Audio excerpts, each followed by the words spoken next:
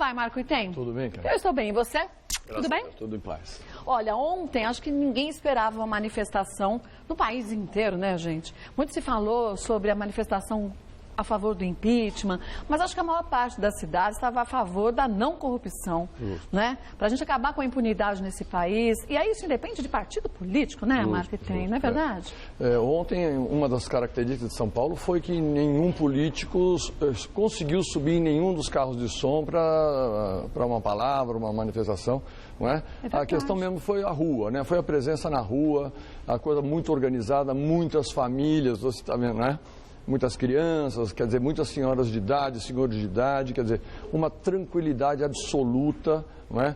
Eu postei, eu fui com filmadora, com máquina fotográfica, com eu também celular. fui, eu estava aqui no meio da Paulista. Então, eu acompanhei a Alameda Santos, as transversais, quer dizer, aquele movimento estava muito intenso em todas as ruas, não só a Paulista, a gente fala, a imagem da Paulista com muita gente, né? Mas as paralelas, as transversais, também, né? Impressionante o movimento e a tranquilidade, viu? Agora, obviamente, né, a gente fala assim, mas eu vi um grupo ou outro. Isso vai acontecer sempre. Não adianta a gente generalizar nem para cima nem para baixo, né? Quer dizer, grupos de pessoas que também vão em causa própria, também acontece em todo tipo de manifestação. Isso, e hoje não foi diferente também, claro, né, Marco? Lógico.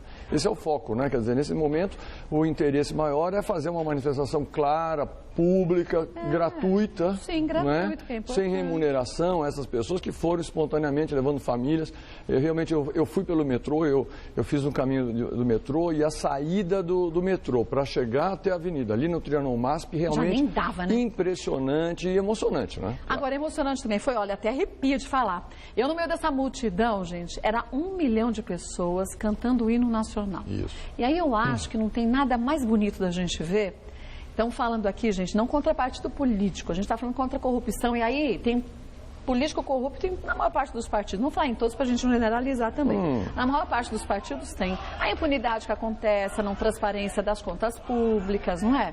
O uso indevido do caixa de campanha também. Então, quer dizer, ali a gente via as pessoas em pró do Brasil. Isso independe de partido político. Aí eu acho que é o mais legal e por isso das famílias todas unidas cantando o hino, né? Isso, E uma coisa, nas conversas espontâneas, ali provocadas, ali naqueles ambientes, assim, que clima nós temos, assim, para a manutenção dessa situação que temos hoje, quer dizer, né? daqui para frente, Isso, então, o ambiente pedindo fora Dilma, fora isso e aquilo, quer dizer, então isso coloca a seguinte situação, não há mais paciência da população a esse estado de coisas, né? Isso é uma coisa muito clara e que está bem manifestado. Agora, deixa eu te perguntar, como você acha que os governantes, de uma forma geral, e aí entra também, gente, a Prefeitura de São Paulo, o governo do Estado de São Paulo, porque uma vez que você tem uma população indignada, não é indignada com só uma situação, é indignada com tudo que não está funcionando. Então, a gente tem a Prefeitura, tem o governo do Estado, a gente tem a Presidência da República. Como que você vê que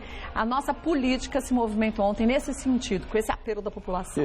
Eu vejo nesse sentido, Kátia, ontem, a centralização das críticas ao governo federal. Eu não ouvi ninguém falar em água, eu não vi ninguém falar em tinha ciclovias. Pessoas ali, mas pouco ainda, né? Meu Deus do céu. Mas isso pressiona, porque isso mostra que isso vai aumentando a falta de paciência da população, né?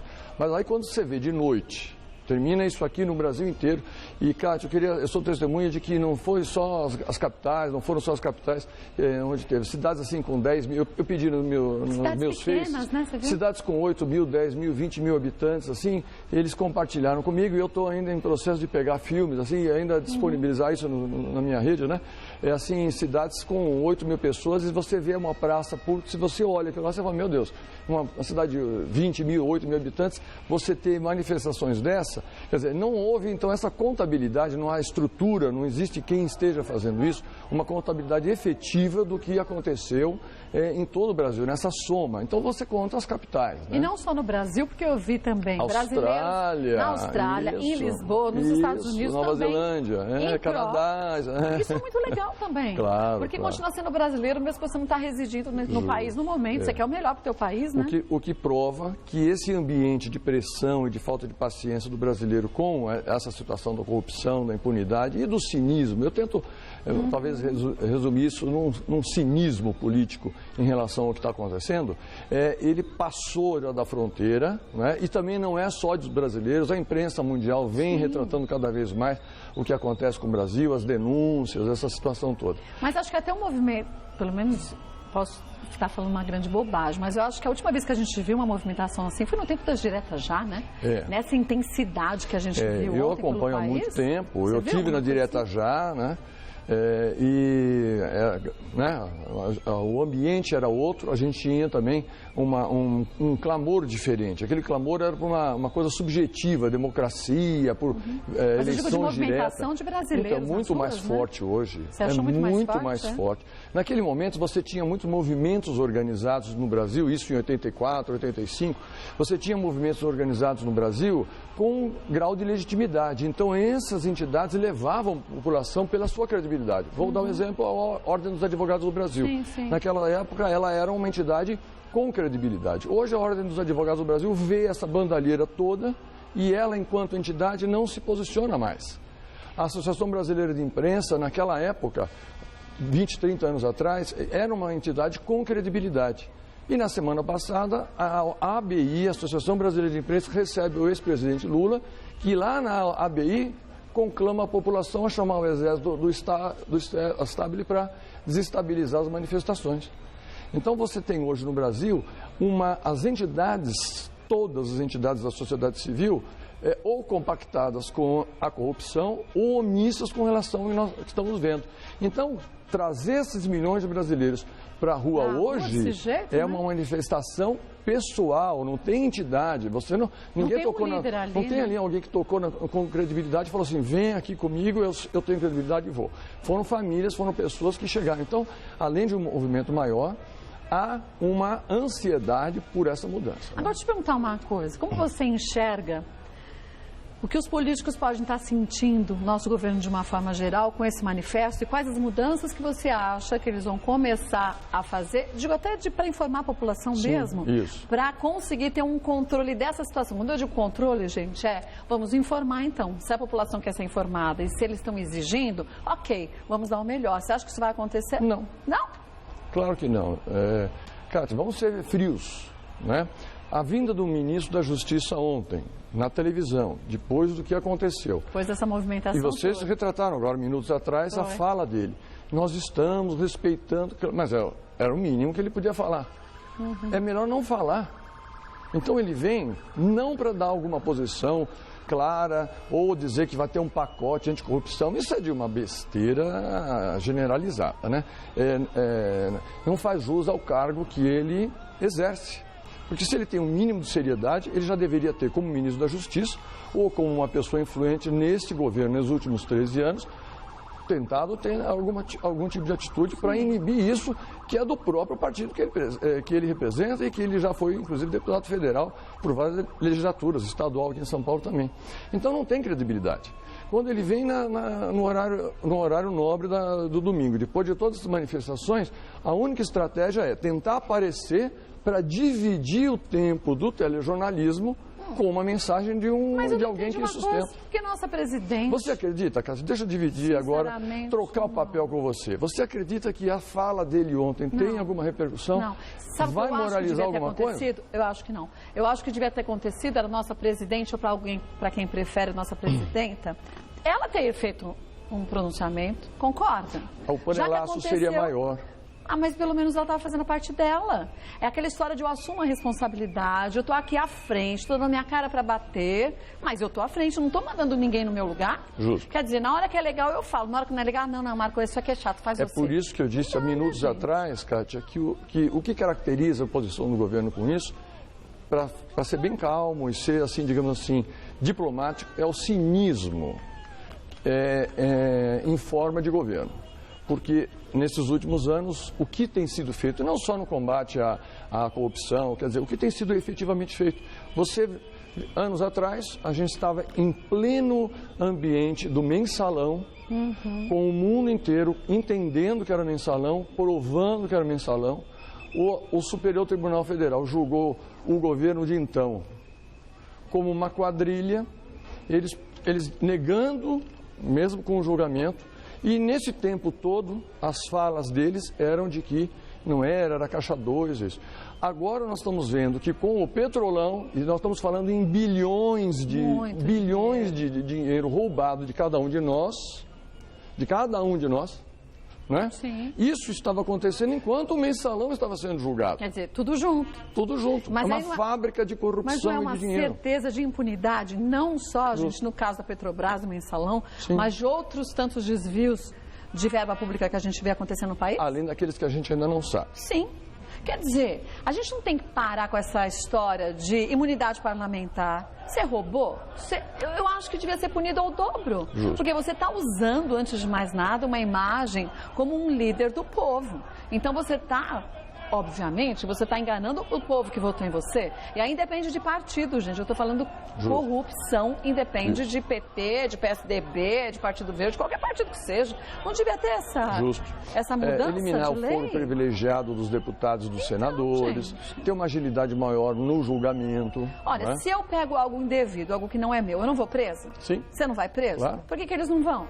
Isso. Mas aí, gente, tem que ter uma justiça séria, correta, que não é assim, vamos tirar quem a gente acha que roubou e tacar na cadeia. Tem que provar, concordo. Porque tem laranja também, vamos ser francos. Assim como no assalto tem um menor de idade que fala, fui eu que matei, porque ele sabe que vai ficar pouco tempo preso, na política também não é diferente. Então, hoje de manhã, essa madrugada, foi preso novamente o Renato Duque, um daqueles envolvidos.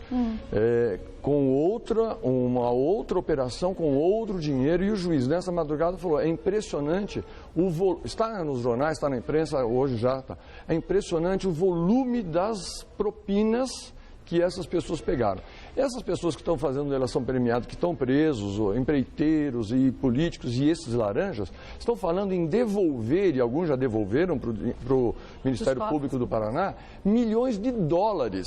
Então. Nós estamos falando de uma pessoa que devolveu mais de 155 milhões de dólares em contas fora do Brasil.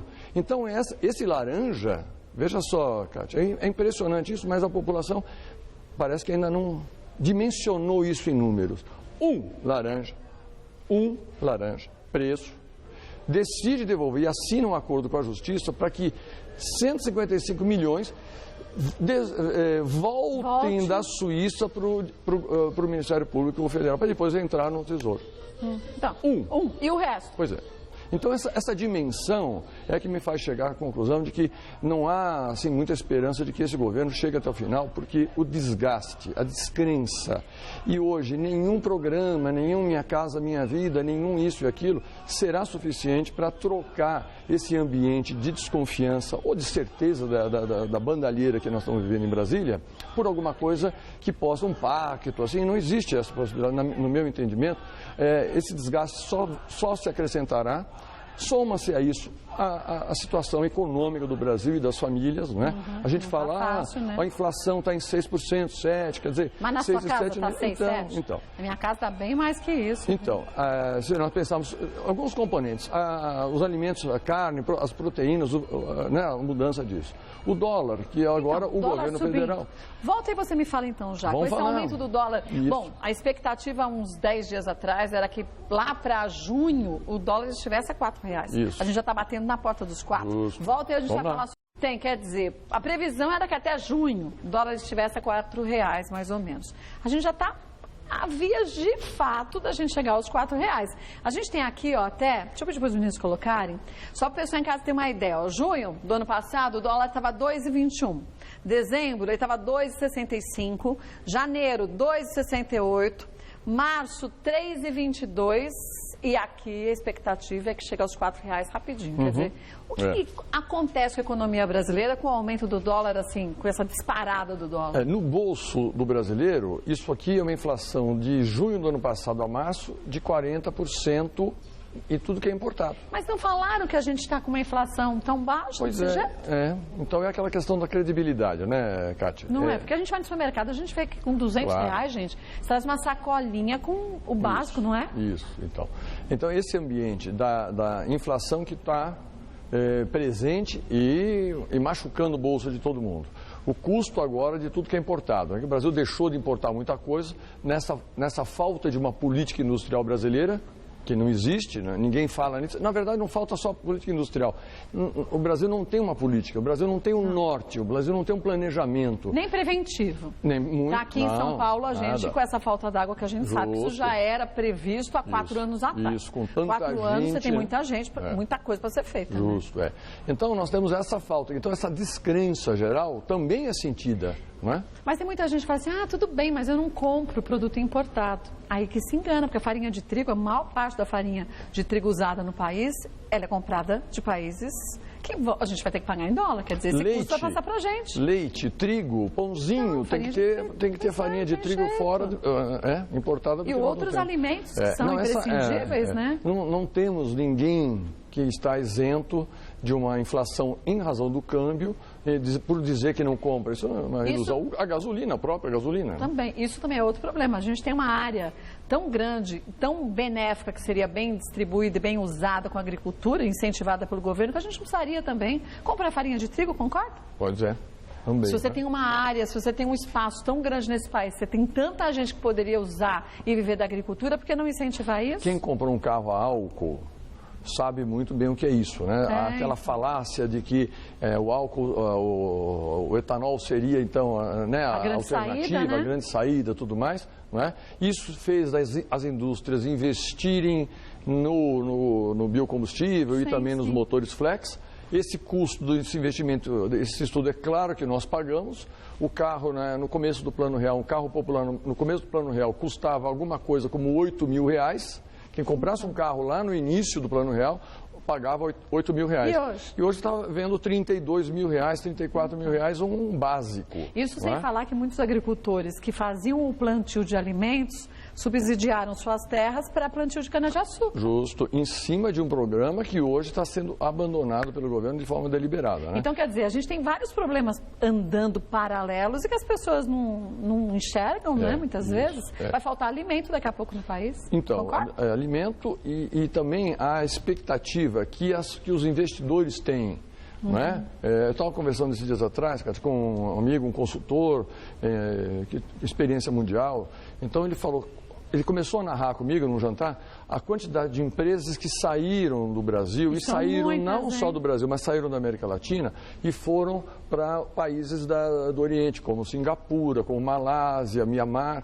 Eles foram para lá. Por quê? Porque o eixo do desenvolvimento, que havia uma grande expectativa que a América Latina tivesse uma grande impulsão aí há 10, 15 anos atrás, quer dizer, em razão de governos corruptos, em razão de falta de um planejamento de definição desses países nossos vizinhos e o nosso. E de que lá você tem tudo isso muito, muito garantido, muito estabilizado, o governo chega para a indústria e fala, olha, nunca vai faltar energia, nunca vai faltar água, nunca vai faltar mão de obra. Eles tiram dinheiro daqui e levam para esses países. Sem dúvida, como várias plantas industriais. Então ele começou a narrar quantas indústrias vinham para Minas Gerais, vinham para São Paulo, vinham para o Nordeste, inclusive montadoras, mas de todo tipo, química fina, indústria farmacêutica. Aí eu cheguei para ele e falei assim, não para. Senão nós não vamos jantar por causa da indigestão. Então, quer ter mais uma indigestão? A gente tem uma telespectadora que mora em Bahrein. E ela está fazendo umas matérias para a gente. Ela mandou uma das matérias que a gente vai mostrar. Ela disse que em Bahrein você não paga nem água nem luz. Não tem pagamento de água e luz. Quer dizer, você já paga os seus impostos todos e o governo... É obrigação do governo te oferecer. Esse ano, agora, a gente... Tudo bem, é um governo diferente, tem 1000 situações, mas estou dizendo na prática. Ela disse que o custo de vida é muito baixo. Aqui a gente vai ter um aumento agora, já anunciado pelo governo, de 38% nas contas de luz. Mais, né? Mais, né? É mais 38%. O Rio de Janeiro, 41%, a semana passada. Então, você acha que pode um negócio desse? É isso aí. Então é complicado, porque se a gente mostrasse de novo aquele vídeo de quanto a gente ganha... falso, né? Falso salário. E quanto que de fato a gente fica com o dinheiro, a gente continua cada vez ficando com menos. Justo. Né?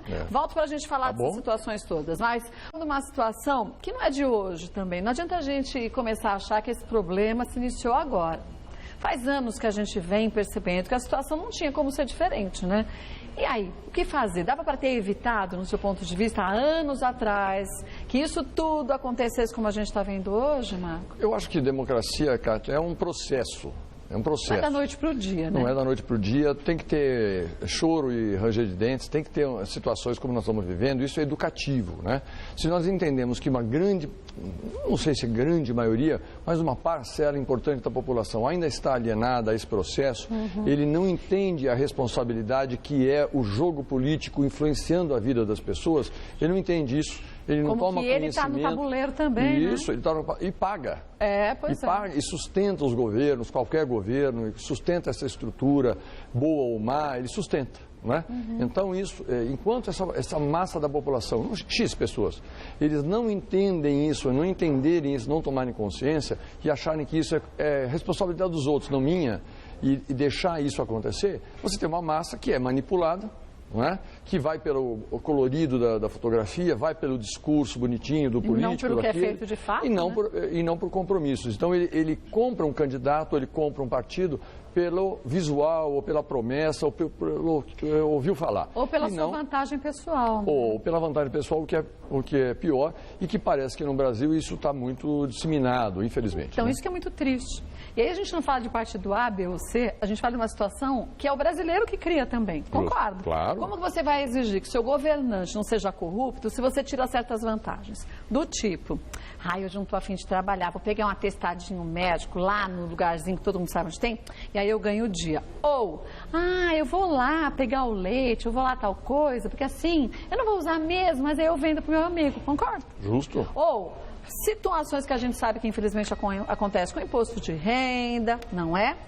Vou jogar aqui não sei o quê. Isso é ilícito, gente. São situações todas ilícitas. Vira uma carreta no meio da estrada, as pessoas vão saquear a carreta. Isso. Então isso é o quê? Isso é ser bandido, meu Deus. Como que você vai exigir depois que o seu político aja de uma forma correta?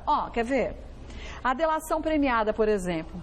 O Boechat estava esses dias falando aí, tem muita gente que diz que isso não existe, que ele está lá mentindo, tem muita gente que vai fazer a delação premiada e vai mentir. Falei, gente, como que a pessoa vai lá e vai mentir? Ele está devolvendo dinheiro, ele pode estar amenizando a situação ainda, concorda? Vai continuar sendo preso, ele será preso. Vai ser. Terá multa, terá outras punições, claro. Então, lógico.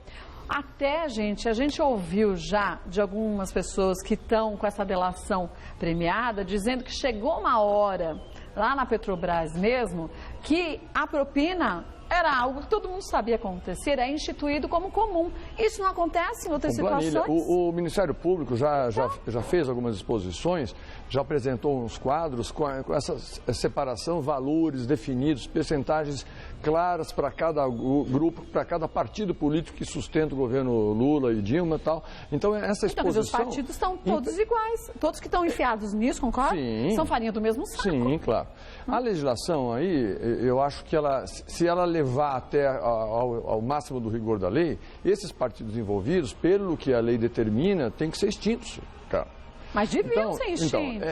Certamente isso deverá ser sequência desses processos. Mas você acha que vai chegar a acontecer? Olha, eu acho que se a justiça, e até agora, esse processo, aquele grupo de juízes, de promotores, está agindo de uma forma tão coerente, isenta e calma em cima da lei, que nenhum pedido dos advogados que estão presos, dos políticos presos ou dos empreiteiros presos, conseguiu quebrar isso. Então, esse ordenamento do processo do Lava Jato e agora dos desdobramentos disso, né, que esse processo já está desencadeando outros processos ainda não revelados, ainda não documentados aqui para o público externo, mas que já estão acontecendo nos bastidores. Então, esse desencadeamento jurídico disso aqui tem que ter um final, entendeu? Exemplar para a população pela primeira vez, né, no país, né? Eu acho que será pela primeira vez. Agora, deixa eu te perguntar uma coisa. Várias coisas. A primeira delas, pelo que você disse aí, tem muita coisa que a gente não sabe ainda? Muito, né? Mas você sabe alguma coisa? Não, de outras empresas, né? Quer dizer, não. Então o sistema... Porque não é só a Petrobras que passou por isso. O sistema de energia, Eletrobras e tudo que aconteceu da distribuição de verbas e mudanças legais que aconteceram empreendidas por esses 3 últimos governos, né? O BNDES, que está todo mundo falando que é essa grande caixa preta que manda dinheiro para Cuba, para para fazer porto em Cuba e não no Brasil, aeroporto em Cuba, quer dizer, financiando grandes empresas brasileiras que por trás você vê... Mas a gente só empresta dinheiro para alguém quando a gente está bem economicamente, não é? Então, mais um pouco da razão de ter muita gente nas ruas, Kátia. Então, essa sequência de desmandos ou de coisas inexplicáveis, entendeu?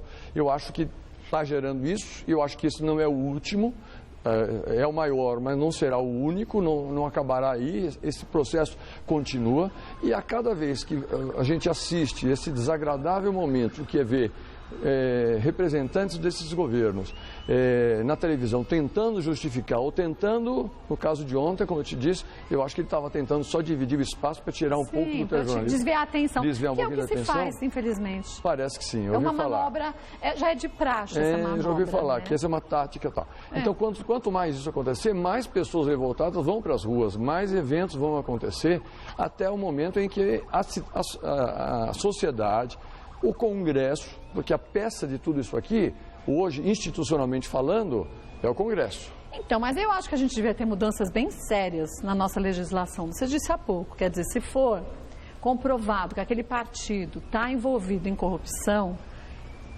tem que passar por uma análise severa para não ser injusto, ok? Tinha que ser excluído e eliminado, mas também impedido esses políticos de serem, na verdade, novas opções no futuro eterno. Sim. Quer dizer, para nunca mais poder ser um candidato a nada, nem a vaga do condomínio do seu prédio. Justo. Concordo. Hoje a legislação ela é muito calma, ela é muito tênue, ela é muito branda e, dependendo do caso, do tipo de processo que envolva o político, ele fica no máximo 8 anos sem direito. Eu acho que isso aí é pouco, gente. Tem que ficar para sempre, você concorda? Não tenho dúvida. Porque depois a gente é obrigado a ver, porque o povo também esquece, a cara do fulaninho da ciclania, que todo mundo sabe que cansou de fazer, porque foi comprovado pela justiça, e que está lá ainda, como sendo uma pessoa que é a nossa porta-voz. Pelo menos do meu ponto de vista, todo político que está ali é porta-voz do brasileiro, concorda? Deveria ser. Deveria ser. Quer dizer, está ali porque foi colocado nessa função. Se merece ou não merece, aí é outra história.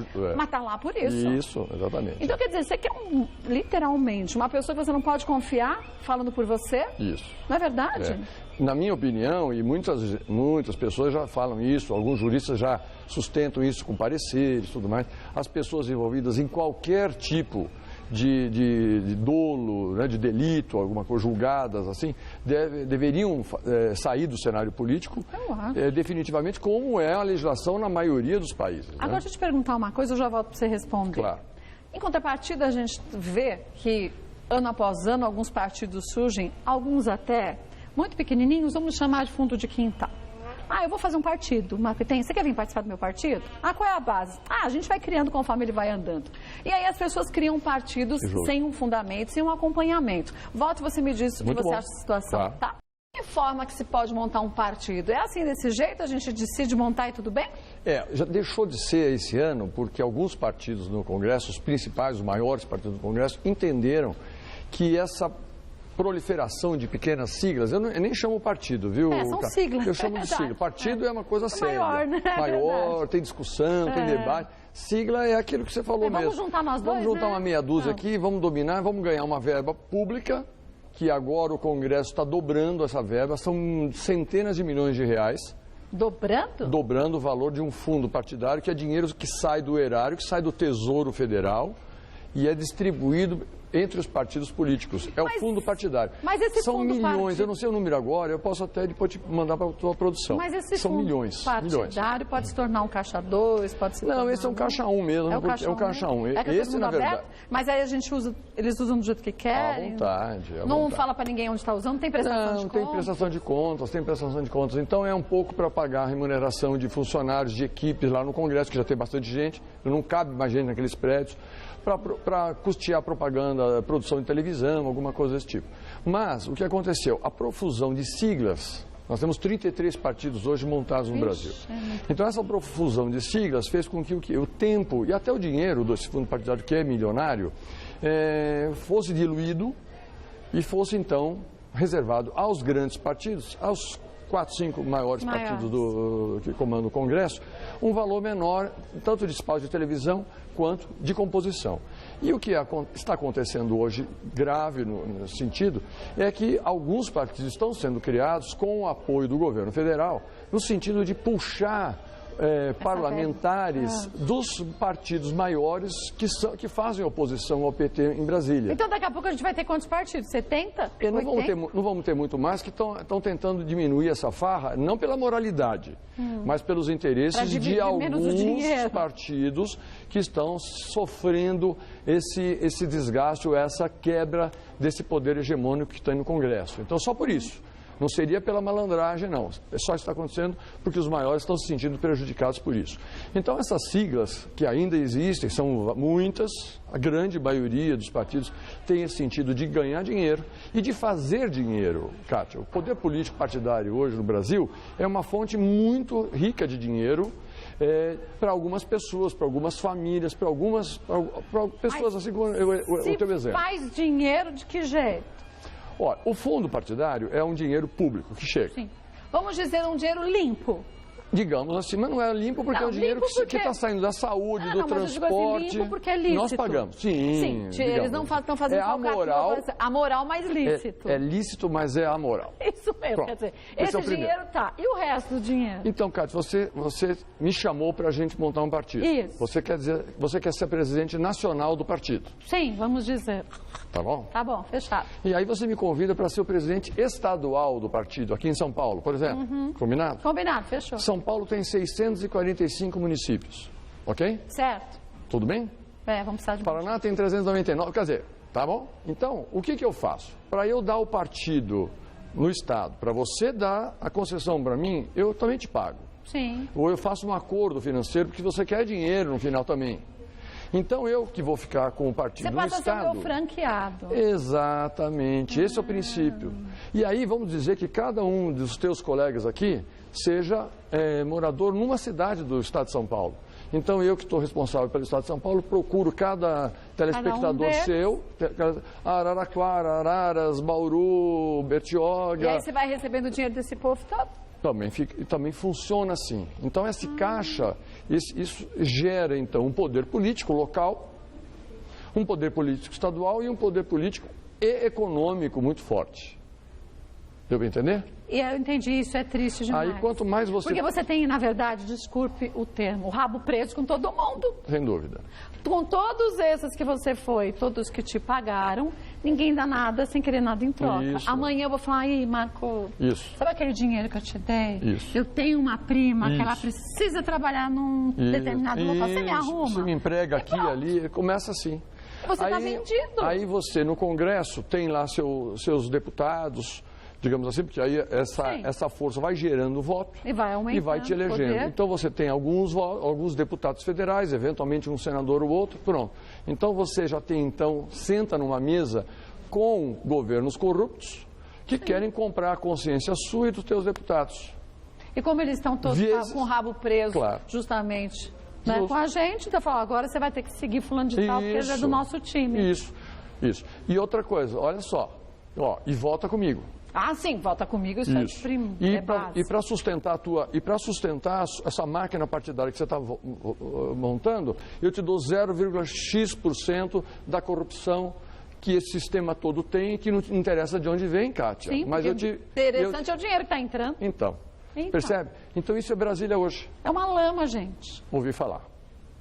Concorda. E aí, volto a dizer, não é um partido, não é outro.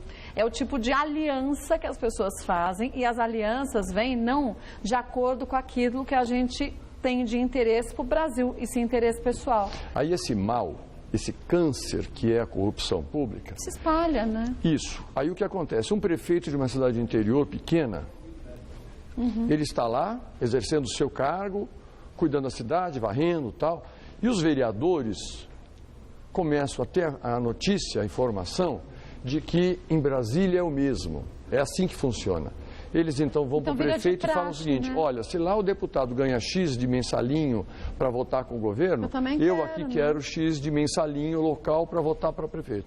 Então esse exemplo, vindo de cima, como vem, e é institucionalizado, e é claro, e é cínico, e está transparente, está na imprensa, está nos depoimentos, todo mundo que acompanha sabe, chega a uma cidade pequenininha, tá certo? Onde daqui a pouco o prefeito está lá querendo fazer uma coisa boa, exercer, e a maioria das pessoas teoricamente, ainda pensam pelo bem, e aí ele fala assim, não, se eu não cair na chantagem deles, e essa chantagem, o exemplo de cima está acontecendo, está funcionando, está mantendo um grupo... Numa escala maior, mas numa escala maior, está mantendo esse grupo há 13 anos, se eu não fizer isso aqui no local, na minha cidade, eu vou ser caçado por qualquer coisa. Fora. Pronto. Ou ele não cai fora, mas ele luta, não, ou sim, ele... Mas ele é retirado de algum jeito. De um jeito. Então ele acaba... entrando também no esquema. Operando algum esquema, e aí o serviço público em geral fica, você vai vendo que isso, a degradação moral, a partir de um exemplo político ou público, vem de cima, não tem jeito. E em contrapartida, a gente falando de uma escala de cima para baixo, vamos falar de baixo para cima, dentro da casa da gente, quando a gente tenta tirar vantagem, proveito de qualquer coisa que seja. Então, daí que a gente tem que ter moral. Não dá para a gente ser amoral e tentar cobrar a moral dos outros. Então, aí eu acho que vem uma conscientização pessoal da gente parar com essa história da lei de Gerson, né, que muitas vezes impera, infelizmente, no Brasil. Ah, se o atendente do caixa te dá um troco a mais, ele deu a mais, quem mandou ser burro e não contar? Não é, gente, é do bolso dele que vai sair, vai e devolve. Então, nessas situações do cotidiano péssimas, que muita gente tira vantagem, que a gente vê da onde que depois o país vira essa droga, não é? Olha, deixa eu passar para vocês os contatos do Marco Item, daqui uns dias a gente vai marcar o Marco Item de novo, para a gente continuar falando sobre política, não vamos falar de política durante uma semana de manifesto, a gente tem que falar durante todos os meses, de todos os anos, com todas as épocas, com todos os governantes, para a gente conseguir entender o que acontece no país, né, Marco? Olha, facebook.com/marcoitem.mkt político, lá você tem as informações, ou 2068-1873. Obrigada mais uma vez, viu? Prazer. Obrigada pelos esclarecimentos.